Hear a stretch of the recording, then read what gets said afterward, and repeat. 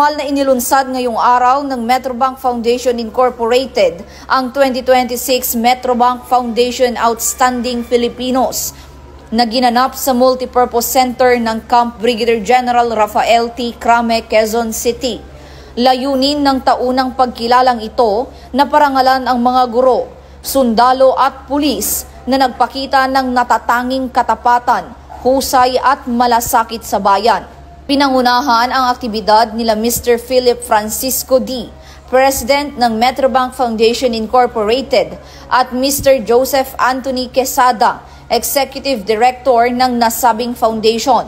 Dinaluhan din ito ng kanilang mga institutional partners, kabilang ang National Police Commission, Philippine National Police, Armed Forces of the Philippines, Commission on Higher Education, at Department of Education, gayon din ng mga former Metrobank Foundation Outstanding Filipino awardees. Binigyang kulay ang programa ng Guest of Honor and Speaker na si Undersecretary Gilbert Cruz, Administrator ng Office for Transportation Security sa ilalim ng Department of Transportation. Sa kanyang talumpati, binigyang diin ni Undersecretary Cruz ang kahalagahan ng pagkilala sa mga lingkod bayan na nagsisilbing huwaran ng katapatan at dedikasyon.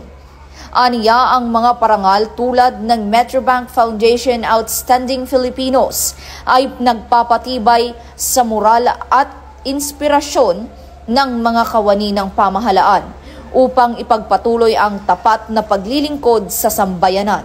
Ang Metrobank Foundation Outstanding Filipinos ay isang prestigyosong parangal na ibinibigay sa mga natatanging Pilipinong nagsisilbi at may malasakit sa kanilang larangan sa edukasyon, pulisya at sandatahang lakas bilang inspirasyon sa paghubog ng mas makabuluhang serbisyo publiko.